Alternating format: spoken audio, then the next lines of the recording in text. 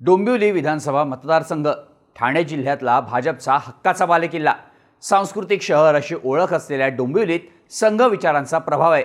त्यामुळे इथला मतदार हा कायमच भाजपच्या पाठीशी राहिल्याचं सांगितलं जातं।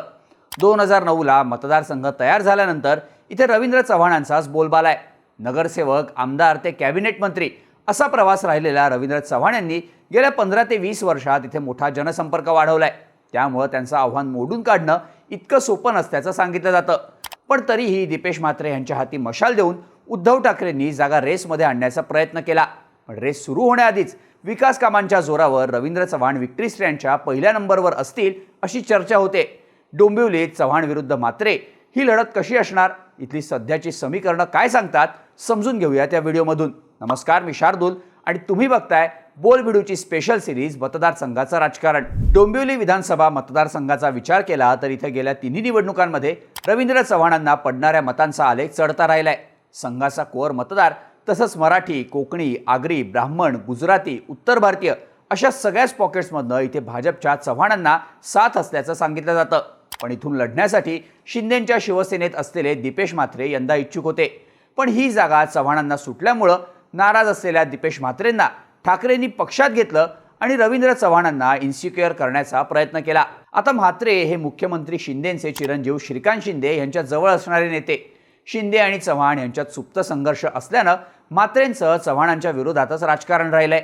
2014ला शिवसेना भाजप स्वतंत्र लढले तेव्हा शिवसेनेच्या तिकिटावर दीपेश म्हात्रेंनी इथे 38,000च्या आसपास मतदान घेतलं होतं। त्यामुळे कट्टर विरोधकाला चव्हाणांविरोधात उतरवण्याचा डाव ठाकरेंनी खेळला। पण तो डाव वर्कआउट होणार का, हा मोठा प्रश्न आहे। आता बोलूया दोन्ही उमेदवारांबद्दल। डोंबिवली विधानसभा मतदारसंघ तयार होण्याआधी कल्याण युवा मोर्चा उपजिल्हाध्यक्ष म्हणून भाजपनं रवींद्र चव्हाणांकडे जबाबदारी दिली। तेव्हापासून त्यांनी लोकांपर्यंत पोहोचायला सुरुवात केली। त्यांच्या या कामांमुळे 2005 मध्ये ते कल्याण डोंबिवली महापालिकेत निवडून आले।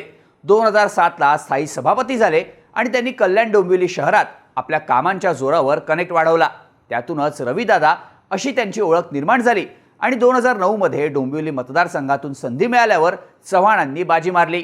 त्यानंतर सलग 3 वेळा निवडून येत त्यांनी हॅट्रिक सुद्धा केली आहे। उपमुख्यमंत्री देवेंद्र फडणवीसांच्या जवळचे नेते असल्यानं फडणवीस सरकारच्या काळात त्यांनी मोठा विकास निधी आणला। फडणवीसांच्या सरकारमध्ये राज्यमंत्री म्हणून तर शिंदे सरकारमध्ये सार्वजनिक बांधकाम मंत्री म्हणून त्यांनी जोरदार विकास कामं केली। शहरातील रस्त्यांसाठी कोट्यवधींचा निधी, शिळफाटा रोडच्या रुंदीकरणासाठी निधी, शैक्षणिक आणि आरोग्य सुविधांसाठीही चव्हाणांनी मोठा निधी आणलाय। तसंच डोंबिवली रेल्वे स्टेशन सुधारणा प्रस्ताव आणि मेट्रो प्रकल्पासाठीही चव्हाणांनी पाठपुरावा केल्याचं सांगितलं जातं। थोडक्यात डोंबिवलीला चांगली कनेक्टिव्हिटी देण्यासाठी चव्हाणांनी प्रयत्न केल्याची मतदारसंघात चर्चा आहे। माणसांसोबतच चव्हाणांनी डोंबिवलीतल्या संस्थाही जोडल्यात। डोंबिवलीकर मासिक आणि डोंबिवलीकर एक सांस्कृतिक परिवार या माध्यमातून चव्हाणांनी डोंबिवलीला मिळालेला सांस्कृतिक शहराचा वारसा पुढे नेण्यासाठी मदत केल्याचं सांगितलं जातं।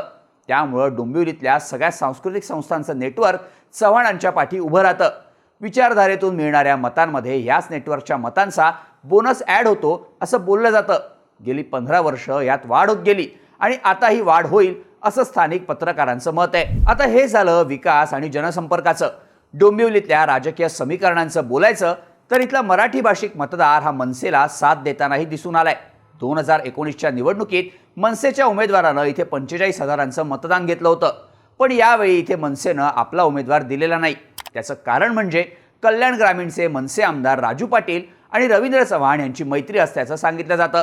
दोघंही एकमेकांच्या शेजारी असल्यामुळं ते राजकारणातही शेजार धर्म पाळत असल्याचं बोललं जातं। कल्याण ग्रामीणमध्ये चव्हाणांची मदत मिळावी म्हणून यावेळी मनसेनं डोंबिवलीत उमेदवार दिला नसल्याच्या चर्चा आहेत। त्यामुळं इथला मनसेचा मतदार चव्हाणांच्या बाजूनं शिफ्ट होण्याची शक्यता आहे। आता दुसरीकडे ठाकरेंचे उमेदवार दीपेश म्हात्रे यांच्याबद्दल बोलायचं झालं तर युवा सेनेत ठाणे जिल्हा प्रमुख म्हणून दीपेश म्हात्रे यांनी काम केलंय। कल्याण डोंबिवली महानगरपालिकेत ते 3 टर्म नगरसेवक आणि स्थायी समितीचे सभापती होते। पण शिवसेनेत पडलेल्या फुटीनंतर त्यांनी शिंदे गटात येत थेट आदित्य आणि उद्धव ठाकरेंवर टीका केली। ते श्रीकांत शिंदेंचे कट्टर समर्थक असल्यामुळं त्यांनी मशाल हाती घेणं हे धक्कादायक होतं। पण त्यांच्यासोबत शिंदेंच्या सेनेचे पदाधिकारीही त्यांच्यासोबत येतील आणि ठाकरे गटाची इथली ताकद वाढेल असं बोललं जात होतं। शिंदेंचे 12 पेक्षा जास्त नगरसेवक आपल्यासोबत येतील असा दावा त्यांनी केला होता। पण दीपेश यांच्यासह त्यांचे बंधू आणि 2 माजी नगरसेविकाच ठाकरे गटात आल्या। भाजप, शिवसेनेसह अनेक पदाधिकाऱ्यांच्या गाठीभेटी दीपेश यांनी घेतल्या होत्या. या सर्वांनी दीपेश यांना समर्थन देण्यास नकार दिल्याचं दिसून आलं. तसंच त्यांच्या पक्षप्रवेशाला ठाकरे गटातूनच मोठ्या प्रमाणावर विरोध होता. दीपेश म्हात्रे यांना उमेदवारी जाहीर झाल्यावर ठाकरे गटाचे जिल्हा प्रमुख सदानंद थरवळ यांनी आपल्या पदाचा आणि शिवसेनेच्या सदस्यत्वाचा राजीनामा दिला. म्हात्रे यांच्या उमेदवारीनंतर ठाकरेंकडे थांबलेले शिवसैनिक हे शिंदेंकडे गेले. त्यामुळे ठाकरेंचं मूळ केडर इथे हल्ल्याच्या चर्चा आहेत. दीपेश म्हात्रेंची जमेची बाजू सांगितली जाते ती म्हणजे पक्षफुटीमुळे नाराज असलेलं ठाकरे गटाचं केडर त्यांच्या मागे उभं राहू शकतं. त्यातच स्थायी समिती सभापती आणि 3 टर्म नगरसेवक म्हणून काम केल्यामुळं शहरी भागात त्यांनीही आपलं प्रस्थान निर्माण केलंय. डोंबिवलीतील वाहतूक कोंडी, फेरीवाल्यांचा प्रश्न, MIDCला लागत असलेल्या आगी या मुद्द्यांवरून ते सध्या चव्हाण यांच्या विरोधात प्रचार करत असल्याचं दिसतंय.